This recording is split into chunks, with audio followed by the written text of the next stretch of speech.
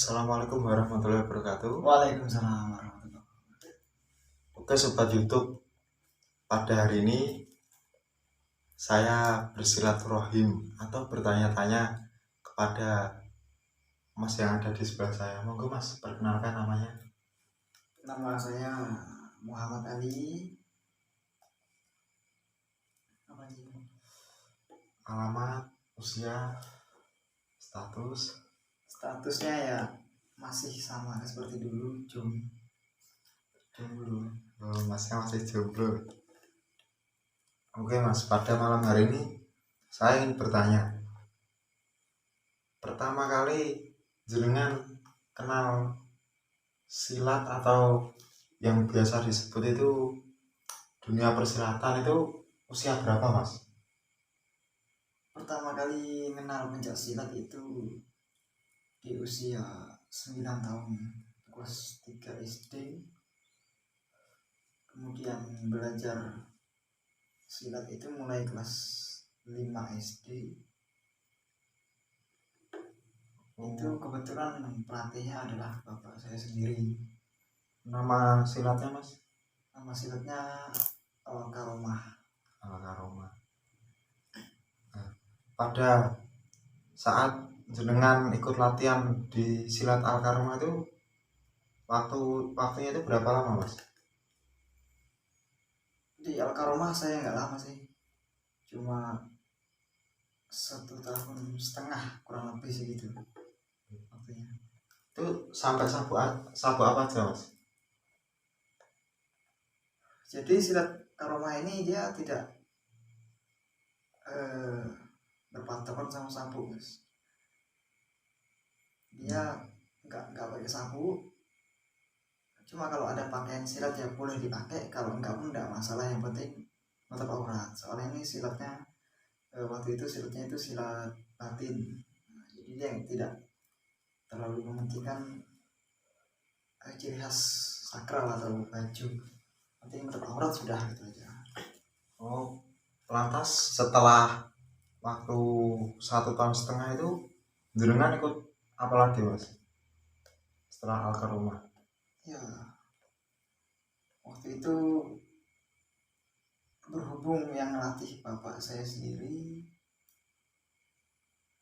dalam jangka waktu 1,5 tahun itu tadi saya banyak dapat ilmu yang baik dari bapak saya sendiri itu. Kemudian entah kenapa saya disuruh keluar.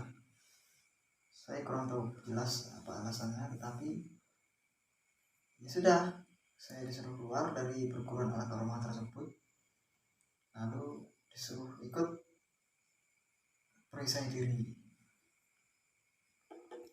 Berarti pertama jenengan mengenal keluarga silat perisai diri itu dari almarhum bapak jenengan.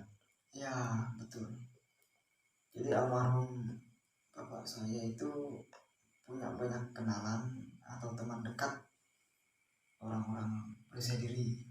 Nah, jadi saya langsung disuruh ikut PD ya, diantar ke tempat latihan gitu, langsung ketemu sama orang-orang PD gitu ya. Sampai sekarang Itu jenengan ikut latihan perisai diri itu mulai usia berapa Mas?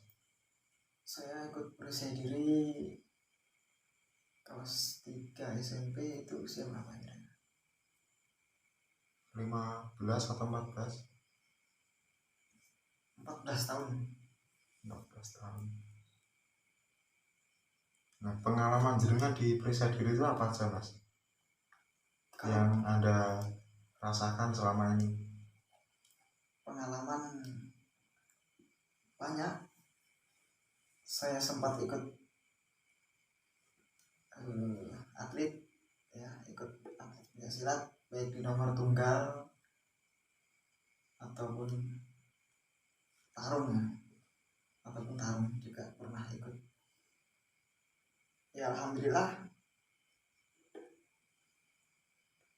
bisa meraih prestasi ya, sedikit prestasi, membawa nama Persija diri itu sampai ke kancah nasional. Di kancah nasional itu sempat 2 kali saya merasakan ikut atlet. Itu waktu dengan jadi atlet itu waktu masih sekolah atau gimana mas? Ya, waktu masih sekolah. Kira-kira pada kelas berapa itu? SMA. SMA. SMA itu pertama ya ikut latihan biasa, terus pelatih itu nyuruh ikut, kamu ikut ini ya, atlet ya, tak ikutkan. Ya saya senang ditunjuk pelatih kan, Iya. untuk mengikuti latihan atlet ya, IPSI gitu. Ya saya siap latihan. Ya alhamdulillah, walaupun prestasinya tidak setinggi Asian Games, SEA Games, cuma saya sudah pernah merasakan suasana di gelanggang seperti apa di tingkat provinsi, nasional. Itu saya alhamdulillah sudah pernah ngerasain gimana hawanya, gimana suasananya. Pada kesempatan malam hari ini atau yang biasa kita sebut seperti tempat biasa ngopi lah, itu perkembangannya itu bagaimana mas? Masih ingin melanjutkan atau bagaimana? Melanjutkan apa ini? Ya di dunia atlet. Kalau saya pribadi sih sebenarnya rasa ingin melanjutkan tuh ada, cuma kita lihat keadaan yang seperti ini di tengah pandemi, kemudian saya juga sudah bekerja, otomatis waktu latihannya tidak sebanyak dulu waktu sekolah dulu mas gitu. Oh iya. Kalau rasa ingin melanjut itu ada, cuma keadaan yang tidak bisa dipaksakan. Nah, semisal ada panggilan dari pelatih yang pernah melatih jenengan itu bagaimana mas? Jika ada panggilan untuk mengikuti latihan atlet kejuaraan itu bagaimana? Apakah jenengan siap? Sebenarnya kalau dari diri pribadi siap, cuman posisi kita sekarang sudah bekerja, itu otomatis kan harus pilih salah satu, kerjaan atau Iya. pencaksilat ya, atau atlet tadi. Saya sekarang lebih memberati ke pekerjaan. Sebenarnya siap saya, cuma keadaannya aja yang tidak memungkinkan gitu. Selama jenengan ikut atlet itu hal paling terkesan itu apa mas? Dalam dunia atlet itu atau biasa disebut itu dunia gelanggang. Di gelanggang ya, Iya. yang pernah saya rasakan dan paling berkesan ya, ini agak sedikit memalukan. Ngopi sih. Oh, oke, monggo mas. Yang saya sampai saat ini masih ingat ya, saya pernah bertarung di gelanggang itu, kalau nggak salah ronde kedua, sedang panas-panasnya laga itu kan. Ya ini saya sebenarnya kurang enak menceritakannya. Dari segi wasit juri itu saya merasa berat sebelah, karena pada saat itu posisi tendangan musuh itu mengenai bagian kemaluan. Oh iya. Nah, padahal posisi wasit itu pas di depan saya waktu ditendang itu pas di depan ini, pas dia lihat jelas prosesnya. Dan pada saat itu saya yang namanya diserang bagian situ ya mas ya, kan Iya. tahu sendiri gimana rasanya kan. Eh, itu langsung hampir kehilangan kesadaran, cuma ya nggak sampai hilang kesadarannya, sudah gelap kan pandangan itu. Saya jatuh, nggak sanggup untuk lanjut berdiri. Akhirnya ada tim medis yang nolongin, tim medis diangkat keluar. Yang paling mengecewakan lagi keputusan wasitnya itu mas.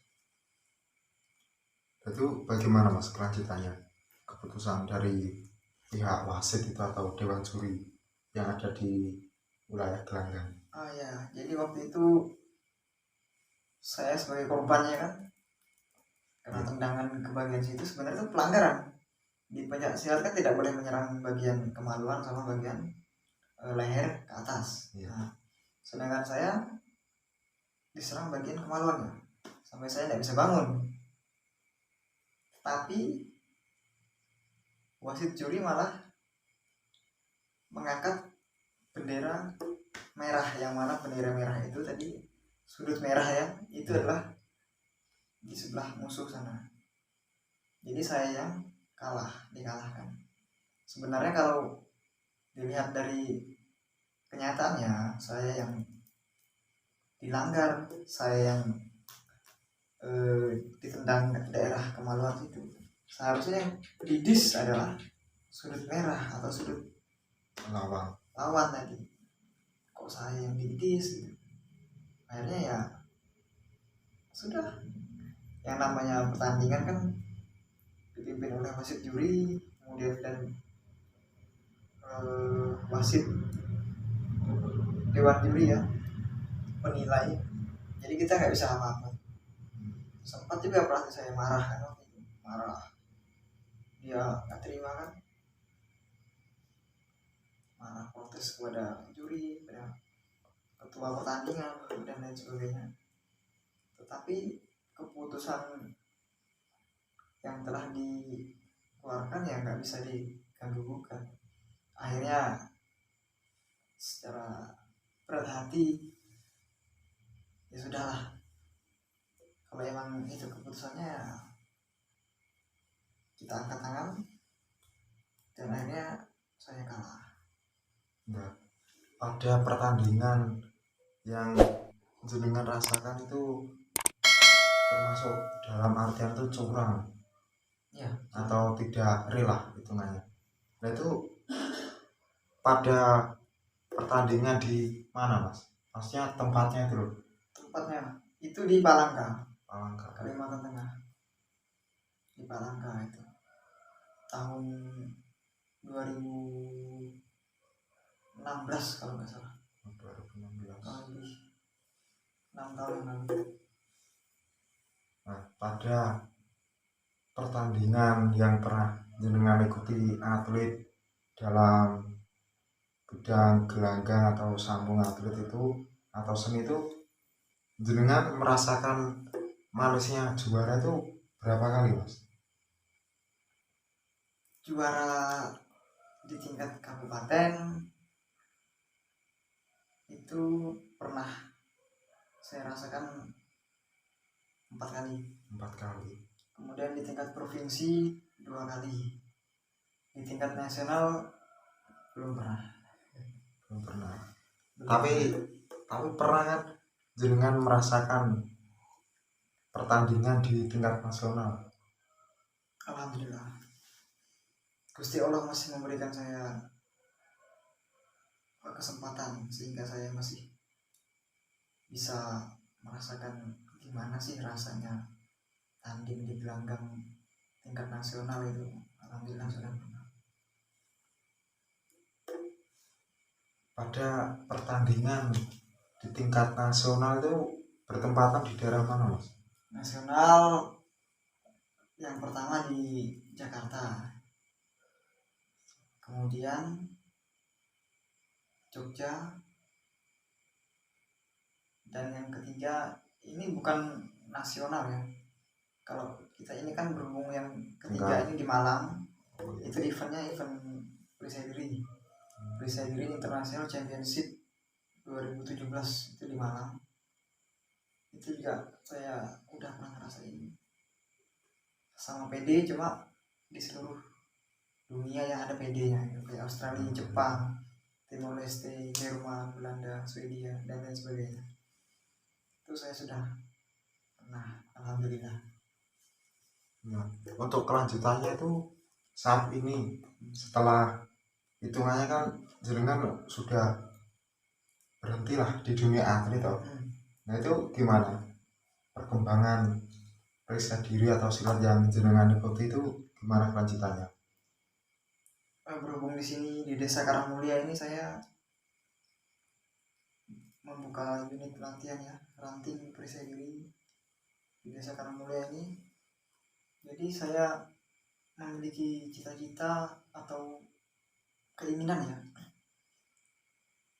apa yang saya miliki, ilmu yang saya miliki itu saya teruskan atau saya ajarkan ke adik-adik tingkat yang ada di sini, mulai dari ya bela diri, seni, ataupun ilmu-ilmu teknik perisai diri yang saya kuasai. Saya memiliki keinginan untuk mengajarkan semua itu kepada adik-adik tingkat saya gitu mas. Kurang bersama ya. Nah, untuk kelanjutannya itu jumlah siswa atau murid yang jenengan didik itu di dunia silat perisai diri itu berjumlah berapa orang mas? Kalau sampai hari ini kalau jumlahnya sih kita nggak bisa hitung mas. Sebenarnya sudah lebih dari 80 orang, cuma yaitu ada yang aktif latihan, ada juga yang vakum, ada juga yang mungkin berhubung mereka masih sekolah kan, lanjutkan sekolah ke Jawa, mondok ke Jawa gitu kan. Jadi yang ada saat ini yang masih aktif ya, di ranting Pangkal Banteng ini kurang lebih 40 orang. 40. Sebelumnya pengalaman jenengan ingin membuka latihan itu berawal dari mana mas? Jadi ini yang saya ingin ceritakan. Waktu itu saya pindah dari suatu kota ke sini, ke Pangkal Banteng, dimana Pangkal Banteng ini masih belum ada silat perisai dirinya. Yang ada cuma Setia Hati Terate, kayak sampai Kerasakti, Pagar Nusa, dan lain-lainnya. Saya mencari, ada nggak PD di sini? Nggak nemu. Wah, nggak ada PD rupanya. Timbullah sebuah keinginan untuk membuka ranting. Cuma pada saat itu berhubung saya masih tingkat strip putih ya, di perisai diri strip putih, jadi saya masih ragu untuk membuka karena minimnya sebuah ilmu ya, masih minim, saya merasa masih sangat jauh, jadi saya belum berani membuka. Akhirnya saya putuskan untuk mengikuti UKT, ujian kenaikan tingkat, naik ke tingkat putih hijau mas, itu mas, satu tingkat lebih tinggi daripada putih kan, putih hijau. Nah setelah pulang dari UKT, saya akan merealisasikan keinginan saya untuk mengembangkan perguruan. Sebenarnya pada awal itu tidak ada niat untuk mengembangkan, yang ada cuma keinginan bagaimana caranya di suatu daerah itu belum ada PD dan kita adakan. Nah, jadi yang posisi belum ada, gimana caranya supaya menjadi ada gitu. bukan sulap tapi ya. Oh, Bukan iya. sulap ya, bukan sulap. Oh, iya, paham. Nah, yang ingin saya tanyakan pada pertemuan kali ini tuh jumlah tingkat. Sekarang yang pertama ada sandangan putih hijau tuh mas, pertama jenengan buka tempat latihan. Ya. Nah, terus yang sekarang jenengan sandang itu tingkat apa mas? Bagian strip itu nah. Oh, tingkatannya. Saya tingkatan sekarang hijau biru. Hijau biru. Nah, terus satu lagi, jumlah tingkat itu sebenarnya ada berapa mas? Di Perisai Diri? Ya, di Perisai Diri. Di Perisai Diri ini tingkatnya sangat banyak mas. Yang pertama tingkat dasar. Tingkat dasar itu ada 2. Dasar 1 sabuk putih, dasar 2 sabuk hitam. Kemudian ada lagi next tingkat namanya cakal, calon keluarga, itu sabuknya warna merah. Ada bednya juga sebelah sini. Yang dasar tadi belum ada bednya, masih pakai bed kecil segilima itu. Tapi kalau di tingkat cakal itu sudah ada bednya, berwarna hitam, cuma masih belum ada stripnya itu. Belum ada stripnya. Kemudian next tingkat lagi strip putih. Nah, ada stripnya itu sudah putih. Naik lagi putih hijau, naik lagi hijau, naik lagi hijau biru. Yang sekarang saya tingkatan saya ya hijau biru. Oh, iya. Habis hijau biru naik ke tingkat biru, yang dimana tingkat biru ini sudah bisa dibilang sebagai pelatih ya, pelatih biru. Kemudian naik lagi ke biru merah, naik ke merah, merah kuning, strip kuning, itu namanya pendekar muda strip kuning. Dan yang terakhir adalah pendekar kuning emas, itu kuning keseluruhan. Cuma kalau bicara pendekar itu saya rasa saya masih sangat jauh sekali. Masih banyak lah tahapan-tahapan yang harus dilalui. Sangat banyak sekali. Nah, kira-kira pertama kali jenengan mempunyai keinginan ingin membuka tempat latihan itu ada yang memberatkan atau tidak mas? Semisal dari pihak keluarga atau orang lain itu bagaimana? Sebenarnya dari keluarga alhamdulillah semua mendukung semua. Kalau untuk membuka latihan di Karangmulia ini, yang penting tanggung jawab. Dimana kita berani membuka suatu sentra latihan, itu kita harus berani tanggung jawabnya mas. Nah itu yang berat di situ. Yang beratnya di situ tanggung jawabnya itu mas. Karena posisi yang namanya perguruan baru ya, atau organisasi baru pencaksilat, itu pasti di pandangan masyarakat masih asing. Wah ini apa nih, silat apa ini gitu. Kemudian ada juga pasti orang-orang yang jahil itu kan pasti ada. Cuma alhamdulillah sejauh ini masih bisa dibilang aman lah dari orang-orang jahil itu. Oh ya, yang pernah saya dengar itu masalah keluhan. Nah, semisal jenengan sedang melaksanakan kegiatan atau aktivitas latihan itu, misalnya ada orang luar atau dari perguruan lain datang, itu bagaimana mas pendapat anda sendiri? Jika ya pernah, betul pernah. Waktu itu kita lagi latihan, kemudian datang dari organisasi lain ya, saya nggak mau nyebut nama organisasinya. Oh, iya. Yang jelas dia datang, saya sambut. Karena bagi saya orang yang datang itu adalah tamu, dan tamu itu harus kita muliakan. Jadi saya tetap menyambut orang yang datang itu, selagi dia tidak membuat keributan atau kekacauan, itu tidak masalah. Jadi seperti itu. Terus hal yang pernah membuat anda itu seperti nggak enak hati atau jengkel itu gimana Mas? Posisi jenengan tuh dalam keadaan aktivitas latihan itu, terus ada orang lain datang itu yang membuat Anda itu kurang enak itu bagaimana Mas? Yang di dalam hati itu kan nggak tenang gitu. Kalau itu sih ya,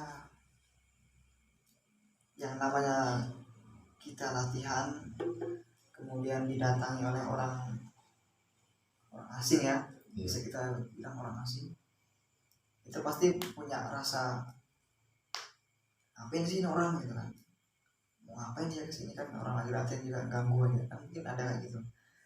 Cuma yang membuat saya tidak enak hati atau kurang sreg ya, kalau mereka bikin keributan, contohnya kayak